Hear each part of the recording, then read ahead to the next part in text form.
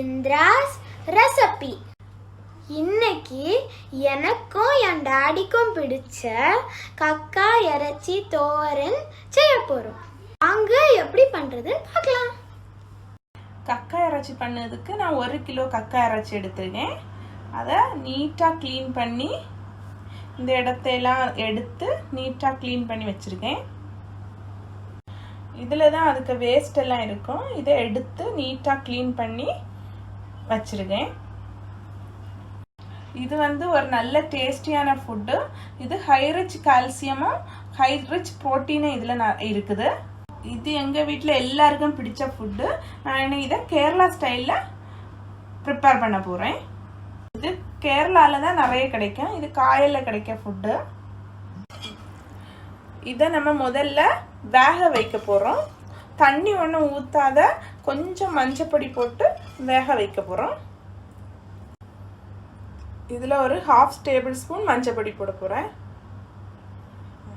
கொஞ்சம் கல் உப்பம் போடுறேன். இதை நான் இன்னைக்கு ட்ரையாக எடுக்க போகிறேன். அதனால தான் நான் தண்ணி விடலை. அதுலேயே தண்ணி இறங்கும். சூடாக்கும் போது இதுலேருந்தே தண்ணி இறங்கும். அதனால நான் இதில் தண்ணி விடலை. பாருங்க எவ்வளோ தண்ணி வந்துருக்கு. இப்போ வெந்தாச்சு. மசாலையெல்லாம் சேர்த்து இதை ட்ரை ஆக்கி எடுக்க போகிறோம். ஆயிடுச்சு, பேன் சூடாயிடுச்சு. நம்ம இப்போ தேங்காய் எண்ணெய் ஆட் பண்ண போகிறோம். தேங்காய் எண்ணெயில் பண்ணால் நல்லா டேஸ்ட்டாக இருக்கும். அதனால் தேங்காய் எண்ணெய் ஆட் பண்ணி கொடுப்போம். நான் குக்கிங்கு எப்போவுமே தேங்காய் எண்ணெய் தான் யூஸ் பண்ணுறது. எண்ணெய் சூடாயிடுச்சு. நான் இப்போ சதைச்சி வச்சுருக்க இஞ்சி ஆட் பண்ணி கொடுக்கேன்.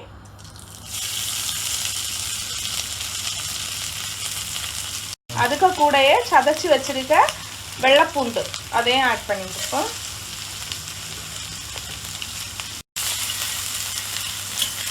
பச்சை ஸ்மெல் போகிற வரைக்கும் நம்ம ஃப்ரை பண்ணுவோம். பச்சை ஸ்மெல் போயிடுச்சு. இப்போ நம்ம பச்சை மிளகா ஆட் பண்ணி கொடுப்போம்.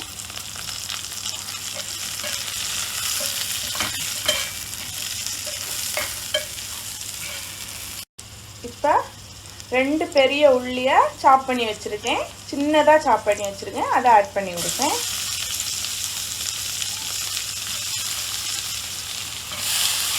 இல்லை இப்போ நல்லா வதக்குவோம்.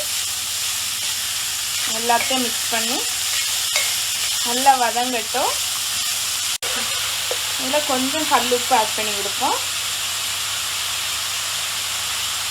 பெரிய உள்ளி நல்லா வதங்கியாச்சு. இப்போ நம்ம மசாலா ஆட் பண்ணி கொடுப்போம். 1 ஸ்பூன் மிளகு பொடி, 1/4 டேபிள் ஸ்பூன் மஞ்சள் பொடி, 1 டேபிள் ஸ்பூன் மல்லி, ஒரு 2 tablespoon meat masala add பண்ணி கொடுப்போம். நல்லா மிக்ஸ் பண்ணுவோம்.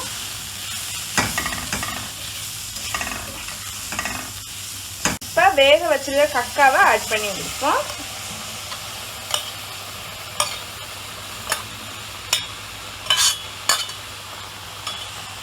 மிக்ஸ் பண்ணி கொடுப்போம்.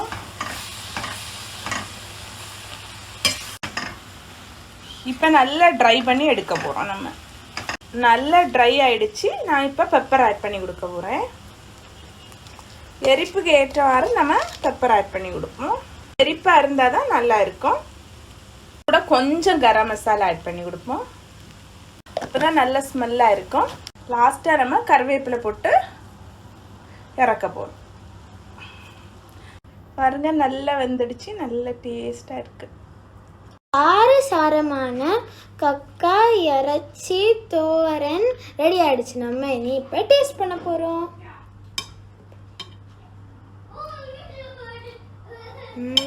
சூப்பராக இருக்கும்.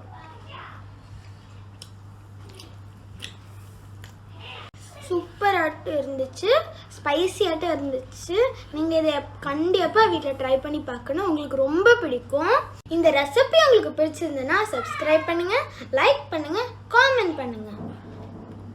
அப்படியே ஃப்ரெண்ட்ஸ் அண்ட் ஃபேமிலிஸ் கூட ஷேர் பண்ணுங்கள். அதுக்கிட்ட இருக்க பெல் ஐக்கானையும் ப்ரெஸ் பண்ணுங்கள். ஆல் நோட்டிஃபிகேஷன்ஸை ஆக்டிவேட்டும் பண்ணி வச்சுக்கோங்க. இது மாதிரியே ஒரு சூப்பரான ரெசிபியோட வரது வரையும் பாய். தேங்க்ஸ் ஃபார் வாட்சிங்.